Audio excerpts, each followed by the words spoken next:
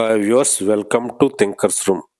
Friends, ఈ వీడియోలో మనము నేతాజీ సుభాష్ చంద్రబోస్ గురించి కొన్ని విషయాలు మనం తెలుసుకుందాం. ఫ్రెండ్స్, ఈ వీడియో నచ్చినట్లయితే మీరు లైక్ చేయండి, షేర్ చేయండి, కామెంట్ పెట్టండి. ఫ్రెండ్స్, సబ్స్క్రైబ్ చేసుకోండి. ఫ్రెండ్స్, 6 అడుగుల ఆజానుబాహుడు, కరడుగట్టిన బ్రిటిష్ సామ్రాజ్యవాదుల పట్ల అరవేర భయంకరుడు, బ్రిటిష్ వారి మర పిరంగులను ఎదుర్కోవడానికి సాయుధ పోరాటమే శరణ్యమని నమ్మినటువంటి మహానేత నేతాజీ సుభాష్ చంద్రబోస్. అటువంటి నేతాజీ సుభాష్ చంద్రబోస్ జీవితంలో గుండెల్ని పిండేసే ప్రేమ కథ మరో కోణంలో ఉందని మనందరిలో చాలామందికి తెలియదు. ఫ్రెండ్స్, నేతాజీ సుభాష్ చంద్రబోస్ మనకి గొప్ప స్వాతంత్ర సమరయోధుడిగా, బ్రిటిషర్లను ఎదిరించిన సాయుధ పోరాట యోధుడిగా మాత్రమే తెలుసు. కానీ ఆయనలో మరో కోణం ఉంది. ఫ్రెండ్స్, ఆయన గొప్ప ప్రేమికుడు కూడా. వెండి తెరపై ఇప్పటి వరకు మనం ఎన్నో ప్రేమ కథలు చూసాం. వాటిలో కొన్ని మనం మనసుకు బాగా దగ్గరవుతాయి, మరికొన్ని మన గుండె లోతుల్లోకి వెళ్ళిపోతాయి. ప్రేమ అంటే ఒకరినొకరు ఇష్టపడటం, డ్యూయెట్లు పాడుకోవడం మాత్రమే కాదు. ప్రేమ అంటే నమ్మకం, త్యాగం అని చాలా సినిమాల్లో చూపించారు. నిజమే, నమ్మకం ఉన్న చోటే ప్రేమ ఉంటుంది. ఈ ప్రేమలోనే త్యాగం కూడా ఉంటుంది. అలాంటి ప్రేమను నేతాజీ సుభాష్ చంద్రబోస్ కూడా ఆస్వాదించారు. ఆ ప్రేమలోని మధురానుభూతిని పొందారు. తన ప్రేయసికి తీయని జ్ఞాపకాలను మిగిల్చి వెళ్ళిపోయారు. బయటికి కటువుగా, గంభీరంగా కనిపించే వ్యక్తుల్లో కూడా రొమాంటిక్, ఎమోషనల్ యాంగిల్ ఉంటుందని నేతాజీ లవ్ స్టోరీ ద్వారా మనం తెలుసుకోవచ్చు. సుభాష్ చంద్రబోస్ సోదరుడు శరత్ చంద్రబోస్ మనవడైన సుగతా బోస్ రచయిత ఆర్థర్ ఫయాస్తో కలిసి సుభాష్ చంద్రబోస్పై ఒక పుస్తకం రాశారు.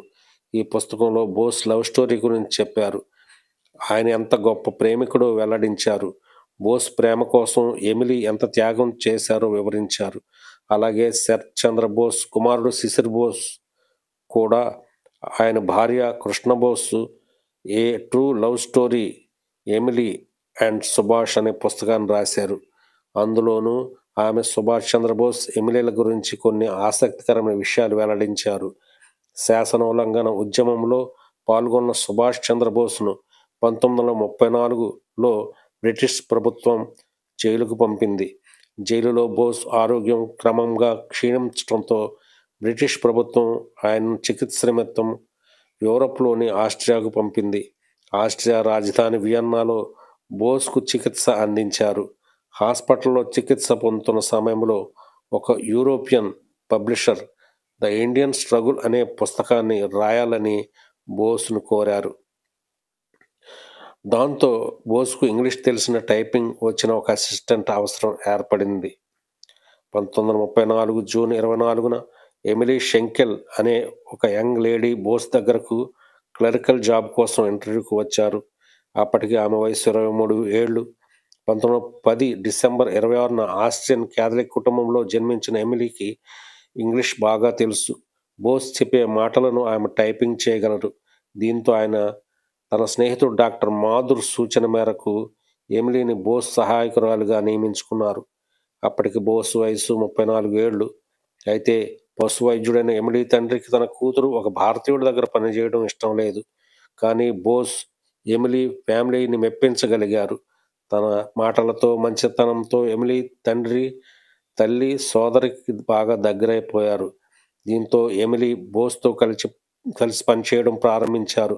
ఎమిలీ చురుకుదనం, పనితనం, ముక్కుసూటితనానికి బోస్ ముగ్ధుడయ్యారు. ఆమెను బెంగాలీ భాషలో భగిని అంటే ఆడపులి అని పిలిచేవారు బోస్. ఈ ప్రయాణంలో బోస్ మనసులో ప్రేమ చిగురించింది. బోస్ అంటే ఎమిలీకి కూడా ఇష్టం ఏర్పడింది. ఎమిలీకి సుభాష్ చంద్రబోస్ తన ప్రేమను వ్యక్తపరిచిన విధానం కూడా చాలా గొప్పది. నేను ఇంతవరకు నా దేశాన్ని మాత్రమే ప్రేమించాను.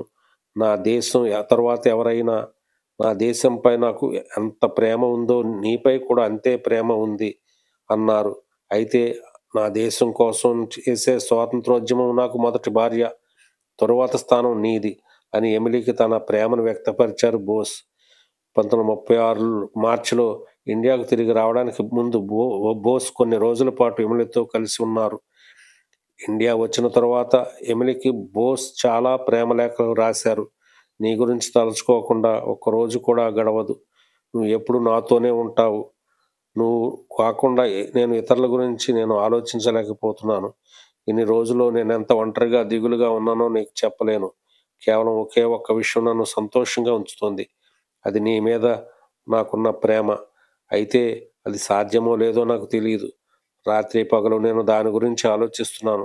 నాకు సరైన దారి చూపించాలని దేవుణ్ణి ప్రార్థిస్తున్నానని ఒక లేఖలో సుభాష్ చంద్రబోస్ రాశారంటే ఆయన ఎమిలీని ఎంత ప్రేమించారో అర్థం చేసుకోవచ్చు. ఇలా 165 లేఖలను ఎమిలీకి బోస్ రాశారు. కానీ ఈ విషయం 1993 వరకు ఎవరికీ తెలీదు.